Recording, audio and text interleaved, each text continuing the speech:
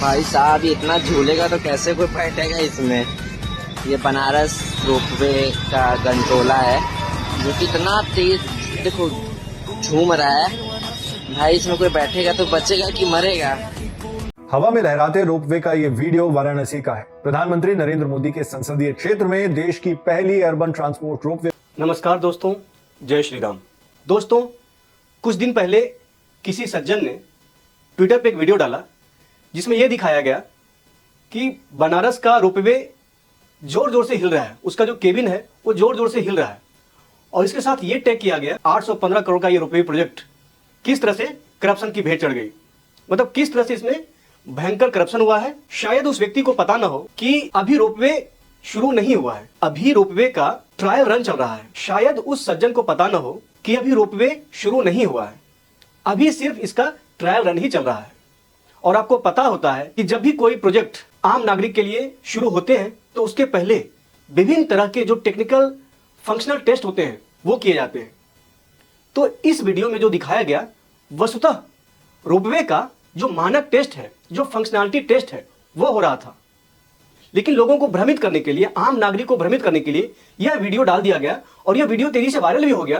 प्रधानमंत्री नरेंद्र मोदी के लोकसभा क्षेत्र में किस तरह से इतना बड़ा घोटाला हो रहा है। तो दोस्तों आइए आपको समझाते हैं, एक रोपवे का जो प्रोजेक्ट होता है उसको शुरू करने में, ट्रायल रन में क्या क्या फंक्शनैलिटी टेस्ट किया जाता है। दोस्तों, किसी भी प्रोजेक्ट के लोकार्पण से पहले उसका हर तरीके से टेस्ट किया जाता है कि यह कितना भार उठा सकता है, या जो हवा की गति है कितने हवा की गति को झेल सकता है। अगर कोई इमरजेंसी सिचुएशन होता है तो उस इमरजेंसी सिचुएशन में भी यह जो प्रोजेक्ट है, यह जो सिस्टम है किस तरह से बिहेव करेगा, या फिर किस तरह से जो सेफ्टी कंसर्न है, जो सेफ्टी इश्यूज है, उसको किस तरह से सक्सेसफुली पास करेगा। जो सेफ्टी स्टैंडर्ड है, जो सेफ्टी कंसर्न है, उस सेफ्टी स्टैंडर्ड को किस तरह से यह सक्सेसफुली पास करेगा। तो जो वायरल वीडियो में दिख रहा है वह प्रोजेक्ट का मात्र ट्रायल रन हो रहा था, जहां पर विभिन्न तरह के फंक्शनैलिटी टेस्ट किए जा रहे थे। Functionality test for ropeways are carried out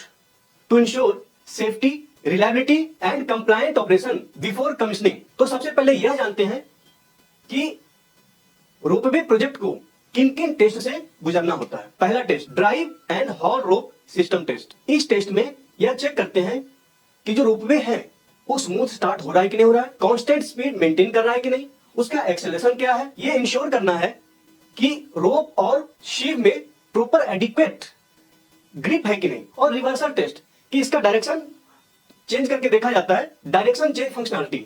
इसके अंदर यह देखते हैं कि डायरेक्शन को रिवर्स करके उसके फंक्शनैलिटी को चेक करते हैं। दूसरा ब्रेकिंग सिस्टम चेक, और ये मोस्ट क्रिटिकल पार्ट है कि अगर इमरजेंसी सिचुएशन में आपको ब्रेकिंग लगाना पड़े, जो ये जो रोपवे है पूरी तरीके से ब्रेक लगाने में सक्षम होना चाहिए। तो ब्रेकिंग सिस्टम टेस्ट में सबसे पहले हम लोग देखते हैं कि जो नॉर्मल ब्रेकिंग है वो नॉर्मल ब्रेकिंग पे काम कर रहा है कि नहीं कर रहा है। नॉर्मल ब्रेक लगाने पर कितने दूर में जाकर के रुक जाएगा। उसके बाद इमरजेंसी ब्रेक, जब इमरजेंसी ब्रेक लगाएंगे तो कितने दूर जाकर के रुक जाएगा। फिर तीसरा ब्रेक फेल टेस्ट, अगर कभी इमरजेंसी सिचुएशन हो गई जैसे कि पावर लॉस हो गया तो ये अपने आप रुक जाना चाहिए। Brake must apply automatically during power loss. तीसरा, इसके तहत मिनिमम और मैक्सिमम टेंशन लिमिट टेस्ट किया जाता है।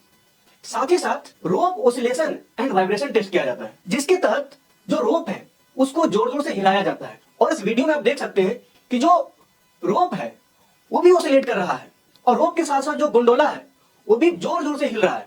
और इसी वीडियो के माध्यम से यह बताया गया कि देखो किस तरह से ये 800 करोड़ की परियोजना में भयंकर लूट हुई है, भ्रष्टाचार हुआ है, जबकि यह एक फंक्शनैलिटी टेस्ट का सामान्य सी प्रक्रिया फॉलो किया जा रहा था। फिर हम लोग आते हैं चौथा फंक्शनैलिटी टेस्ट, जिसमें लोड, जिसके तहत लोड एंड परफॉर्मेंस टेस्ट किया जाता है।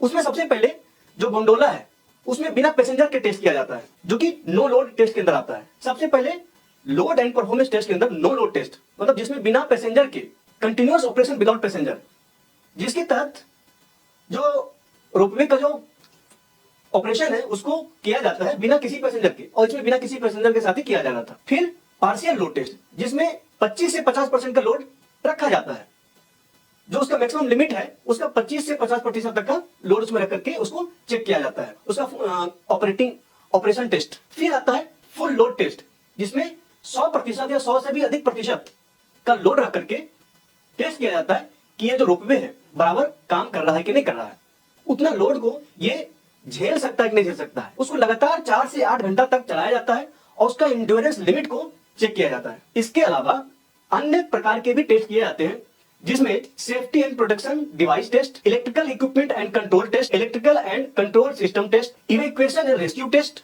जो कि बहुत जरूरी है कि इन केस ऑफ इमरजेंसी कि अगर कहीं पे फेलियर हो गया तो किस तरह से लोगों को इवैक्यूएट किया जाएगा। यह टेस्ट बहुत ही आवश्यक है, क्योंकि ऐसा केसेस पास्ट में देखा गया है कि रोपवे का फेलियर हो गया है, तो उस एक्सट्रीम कंडीशन में किस तरह से रेस्क्यू ऑपरेशन को शुरू किया जाएगा और सक्सेसफुली कंप्लीट किया जाएगा। तो दोस्तों, अभी आपने जाना कि रोपवे को फंक्शनल करने के लिए, रोपवे को ऑपरेशनल करने के लिए बैकग्राउंड में या फिर ट्रायल रन में कितने तरह के टेस्ट किए जाते हैं, जिसके कारण यह जो ऑपरेशन है वो सेफ्टी से, सिक्योरिटी से, बिना किसी एडवर्स इफेक्ट के चलाया जा सके, क्योंकि इसमें डायरेक्टली लोगों के, पैसेंजर्स के लाइफ इन्वॉल्व होता है। और आप इन लोगों की मानसिकता देखिए, किस तरह से लोगों के दिमाग में एक भ्रम पैदा किया जाता है, एक फेक न्यूज फैलाया जाता है कि किस तरह से 800 करोड़ का घोटाला हो गया है। यह बिल्कुल ही निराधार है। और जिसने सबसे पहली बार इस वीडियो को डाला था, उसे जब पता चला, फैक्ट चेक हुआ, तो उसने अपने वीडियो को हटा भी लिया। लेकिन उसके बाद फेक न्यूज पेडलर्स की गैंग सामने आ गई और उसने इस वीडियो को वायरल किया और यह बताने की चेष्टा की प्रधानमंत्री मोदी के लोकसभा क्षेत्र में किस तरह से इतना बड़ा घोटाला हो रहा है, प्रधानमंत्री मोदी के नाक के नीचे किस तरह से इतने बड़े घोटाला को अंजाम दिया जा रहा है। तो जो उस वीडियो में दिखाया गया कि किस तरह से गोंडोला जोर जोर से हिल रहा है, तो जो पहले बताया कि जब फंक्शनलिटी टेस्ट किया जाता है तो उसमें किसी भी एडवर्स इफेक्ट के लिए, किसी भी इमरजेंसी सिचुएशन के लिए, तो गोंडोला को जोर जोर से हिलाने का यह पर्पस था कि अगर मान लीजिए तेज हवा चलने लगे या फिर आंधी आ जाए, तो उस वर्स्ट सिचुएशन में भी ये जो हमारा ऑपरेशन है, ये जो हमारा रोपवे है, वो उस वर्स्ट कंडीशंस को झेल सकता है कि नहीं, जो उसमें पैसेंजर है उनको सेफली अपने गंतव्य तक पहुंचाया जा सकता है कि नहीं।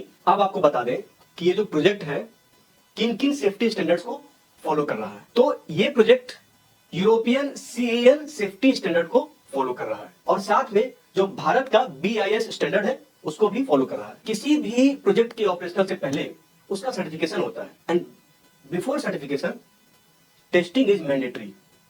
तो भैया ये टेस्टिंग चल रहा है, ये ट्रायल चल रहा है, जिसे आप लोग सामान्य जनमानस को दिग्भ्रमित कर रहे हैं। उन्हें मतलब थोड़ा सा तो दिमाग लगाओ यार, थोड़ा सा तो सोचो कि भाई अभी इसका ऑपरेशन शुरू नहीं हुआ है और ऑपरेशन शुरू होने से पहले गोंडोला को तो बार बार जोरों से हिलाया जाएगा ना, उसको हिला करके टेस्ट किया जाएगा ना।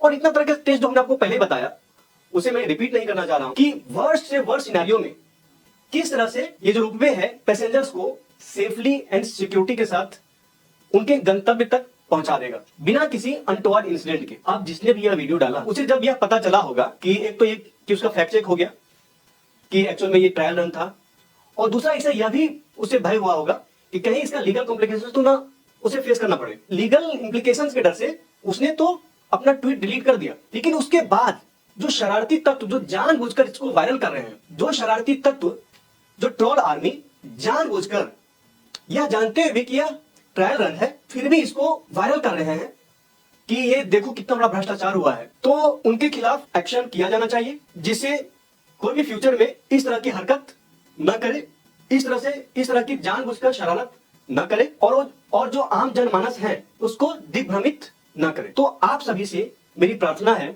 कि इस तरह के फेक नैरेटिव्स पे विश्वास नहीं करें, इस तरह के प्रोपेगेंडा पे विश्वास न करें और इस तरह के न्यूज के, इस तरह के फेक नैरेटिव के तथ्य जाने बिना इन चीजों पर विश्वास न करें। आपको जुड़ने के लिए बहुत बहुत धन्यवाद।